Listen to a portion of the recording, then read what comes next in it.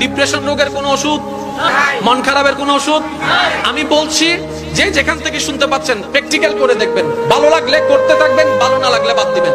আমি প্র্যাকটিক্যাল করেছি, সেটা আপনাদেরকে বলছি।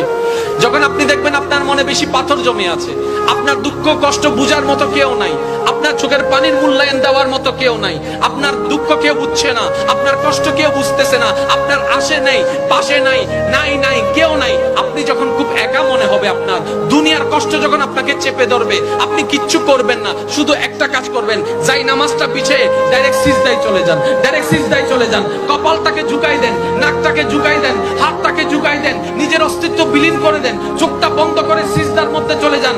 আল্লাহর ওয়াস্তে করে বলছি, কিচ্ছু পড়া লাগবে না, শুধু সিজদার মধ্যে পড়তে থাকেন, সিজদায় পড়ে থাকেন, কান্না করতে থাকেন। ওনাকে বুঝান যিনি আপনি না বললেও সবকিছু বুঝে, ওই রবকে জানান যিনি আপনি না জানালেও সবকিছু জানে। দুনিয়ার মানুষ তো আজকে বললে কালকে চুপ উল্টাই ফেলে, ব্ল্যাকমেইল করতে শুরু করে। রব তো সবকিছু জানার পরেও দোষ গোপন করে রেখেছে। ওই রবের দরবারে সবকিছু বলতে থাকেন, 1টা মিনিট, 2টা মিনিট, 3টা মিনিট, দেখবেন আপনার সমস্যা তখন সমাধান না হলো অন্তরে এমন একটা শান্তি লাগবে যেটা আপনার পৃথিবীর কোথাও খুঁজে পাবেন না। সুবহানাল্লাহ।